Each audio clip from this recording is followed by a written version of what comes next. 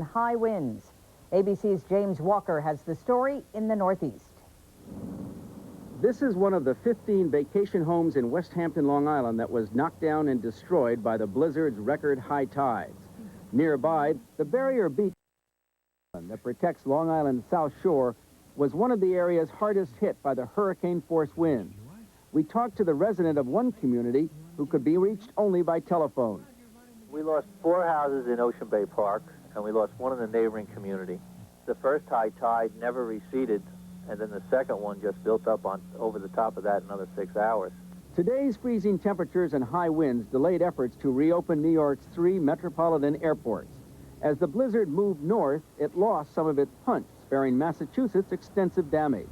Nevertheless, it will be a storm that will be long remembered. Left behind by a triple whammy of cold, tornadoes, and tidal surges. In Tarpon Springs, a shrimping and sport fishing village near Tampa, businesses were devastated. The owner of this gift shop and an excursion boat says he expects to lose $3,000 a day until he can get back on his feet.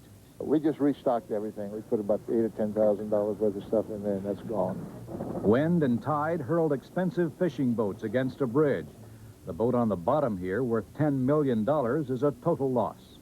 I'm 50, and I have never seen the amount of water in this community as we had yesterday morning. Not far away, graphic evidence of some of the crop damage that could send citrus prices through the roof. More frost is expected tonight. Firm estimates of the potential loss are not in yet. In Georgia, crops are in peril too. Generally feed grain corn and sweet corn marginal as well. Gary Black monitors crop damage for the Georgia Agribusiness Council. He says poultry, Vidalia onions, and the $100 million peach industry may be hit hard, and it'll be reflected at the grocery counter. Most of the Georgia peaches do go up the eastern seaboard, and certainly as our market window comes in, and there'll be an effect on prices, and you're probably going to see that trend upward. The Atlanta area is still in a deep freeze, with most businesses, including major shopping centers, closed.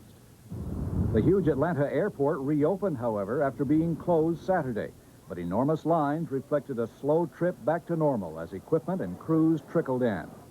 While power crews are working around the clock, 200,000 homes in this state alone remain without electricity, and some people are still stranded in deep snow. Atop Fort Mountain on the Tennessee state line, 60 people are stuck at a state park lodge, unable to go back down the mountain until the snow begins to melt. The snow is deep. It could take a while. Al Dale, ABC News. A hunter used to find snowfalls beautiful. Now it's just 30 feet of a foot-deep white nature storm. Should have put it off a little longer. You can't take all this out by yourself by hand. Sure, how's it going out there? Cold. I've been at it for 2 days in this now. I'm done with it. I'm ready for spring. You know what? Nature blanketed everywhere, everyone. Digging and pushing and clearing that last snow pile was a universal post-blizzard activity. We had to spend the night at our friend's house last night because we couldn't get our car out. So. And you might need to spend the night tonight again. No, we have to get home. That's twice as far as we went yesterday, so progress is being made. We might make it to Baskin-Robbins by tomorrow. Some decided not to dig out. Foot power was better, but the truly snowbound found the going rough. The snow was heavy, ice made it worse, and digging out wasn't a quick job. Do a little bit of shoveling, then go inside to have a cup of coffee, relax, and come back in about an hour. Believe it or not, this is a side street I'm standing on. It hasn't seen a plow in this storm. It probably won't for quite a while. The cities, the counties, everyone's main goal is to get primary roads clear, then move on to secondary roads and side streets like this. The blizzard buried the $600,000 left in the city's $2 million snow budget. If we get another major snowstorm during the year, we'll have to go into some other funds. I tell people we'll get out the municipal MasterCard. So nobody would mind if they don't see another snowflake until next winter. In Baltimore, Frank Graff, WBAL TV 11 News. The municipal MasterCard. I like that one. The really scary thing is the main roads may be cleared, but people's driveways and side streets are still frozen. Now, what about the temperatures tonight? Well, they're already below freezing, so what was wet today, because the sun didn't come out for a little while, at least filtered through, that's going to freeze up tonight, and we're going to have some record-breaking temperatures, too. Let's take a little look at the history of this storm and see how our blizzard of 93 behaved. First, we have a satellite picture here just to show you where things are right now. Clouds becoming more scattered. The storm itself is pulling away, moving up toward into the maritime provinces now of Canada. Terrifically powerful storm, though. It got its origins down in the Gulf of Mexico as it swept across Florida. 27 tornadoes came out of thunderstorms. Franklin County, Florida, 110-mile-an-hour wind gusts. Then record snows as the thing hit the mountains and moved up in our direction. On the snow story from Alabama up into New England, 13 inches at Birmingham, a real shocker for them. Chattanooga, Tennessee, 20 inches. On Mount Mitchell in North Carolina, western North Carolina, 50 inches of snow. Latrobe, Pennsylvania, 3 feet of snow. Cooperstown, New York, 28 inches of snow, as well as Danby, Vermont. A little closer to home, 3 feet of snow out in Garrett County, Hagerstown, just under 2 feet, 17 inches at Millers. Manchester and Carroll County, 19 inches, just over 16 inches at Owings Mills, 9 inches Bel Air. A foot means warmer temperatures, and it'll wash away some of this snow. Here's our forecast then. For today, tonight rather, partly cloudy skies. It will be cold. The record low is 20. Will be 13 to 18. West winds 5 to 10 miles an hour. Mostly sunny tomorrow. 33 to 38 the high, a little below normal. West to southwest winds at 5 to 10. The extended outlook. All right, Tuesday increasing clouds. Wednesday some showers. Be in the 50s. Partly cloudy Thursday. Digging out. It's what people have been doing all day, and we're not finished yet. Good evening, everyone. Eyewitness News Weekend long team coverage of the blizzard of 93 continues now with the latest on what you can expect tonight and tomorrow. The big news at this moment and a big relief for the morning rush hour are school closings. Thousands of students are getting tomorrow off. All right, let's take a look. First of all, Baltimore City and Baltimore County schools are closed tomorrow, and other counties have also given kids the day off, too. They include Anne Arundel County and, let me find my list here, Anne Arundel County, Howard, Harford, Carroll, Kent, Cecil, and Washington counties. All Catholic elementary and high schools in Anne Arundel County, Baltimore City, Baltimore County, Carroll, Harford, and Howard counties are also closed tomorrow.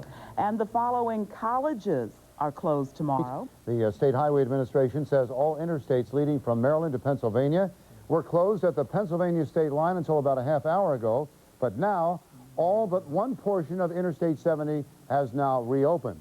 Team coverage reporter Melissa Sander is live with some important information on travel conditions tonight. Hi, Melissa.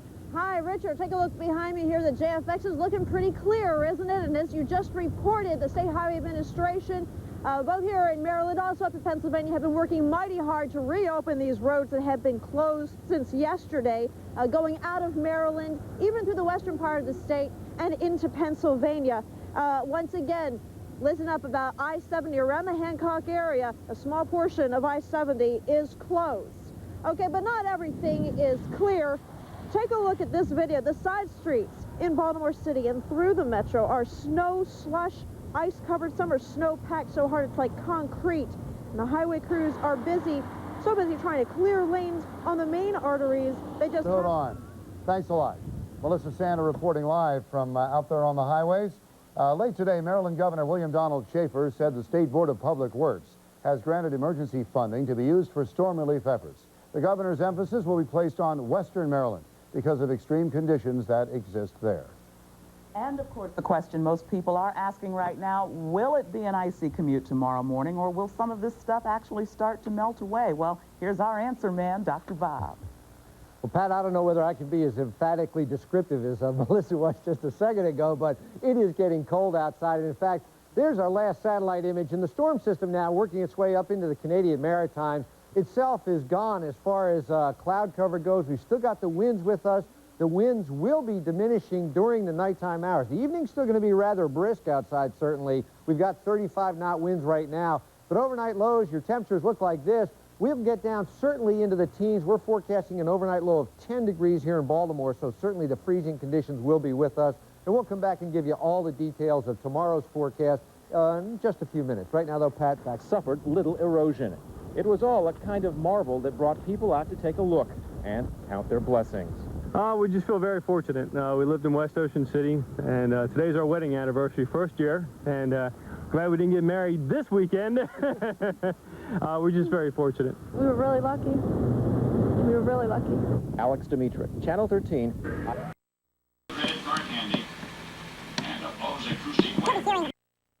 As we get some distance between us and the storm, the superstorm 1993, you'll be hearing more facts like this. Let me just give you the how. Alabama, Birmingham, an all-time daily single storm and total season record. Tennessee, Chattanooga, broke an all-time snow record. Georgia, half of the state covered with snow. North Carolina, 24-hour record snow. In Maryland, Western Maryland, Frostburg, a 50-inch snowpack on the ground. Delaware, second greatest 24-hour snowfall in history. West Virginia, too many records to list for 24-hour totals. Pennsylvania, all-time single storm record. New York, more snow than the blizzard of 1888. And then when you start talking about barometric pressure, you know, we dropped to below 29 to 28, which is technically a Category 3 hurricane. Keep in mind that Andrew is a Category 2, and then it's hit Homestead, Category 1 for a short period of time. For instance, Wilmington, 2844. I can't believe babies weren't born by the dozen. And I'm not joking when I say it. Sinus problems were rampant. Sinus problems running rampant. Dover, 2841. Well, I'll tell you what, the numbers are just going to keep getting more and more impressive. We were joking. AccuWeather sent down a fact sheet on it Friday, and Turk and I were sitting in the weather office in hysterics because they called it a storm of biblical proportions. Turns out they weren't far from being. They really were not. I'll tell you what, let's go ahead and cruise into today's weather. Once again, it is below freezing. Beautiful shot. Norm Vogel got out this morning just as the sun came up. Crystal clear skies in the area. Understand it may be below freezing, but the sun is doing a job on the snow even as we speak. I think I gave a pretty good analogy there. When it's below freezing, it's like watching water boil. It's happening. You're just not seeing it come about. Region-wide, we're still hoping to get into the upper 30s a little bit later on today. Pretty much everybody now except southern locales, Richmond, Salisbury, and Ocean City now. And how about Ocean City? Do you believe in ghosts? 3 times this year, Ocean City should have been taken off the map. And I'm not joking. 3 times. How many of you think Harry Kelly's standing on the boardwalk going, out? Not in my town. Think about that. 28 in Dover, 29 in Washington, 26 in Wilmington, 26 in Harrisburg. Really, everybody should get to at least 32. Here's the East Coast satellite photo we looked at. Clear skies over the area. Sunshine. Your biggest hassle today is going to be dealing with the reflection off the snow. I met a lady from California earlier. We'll feature her in tonight's Mondo Basso. Had never seen snow. Matter of fact, Sue and Cheryl, you may be watching. How you doing?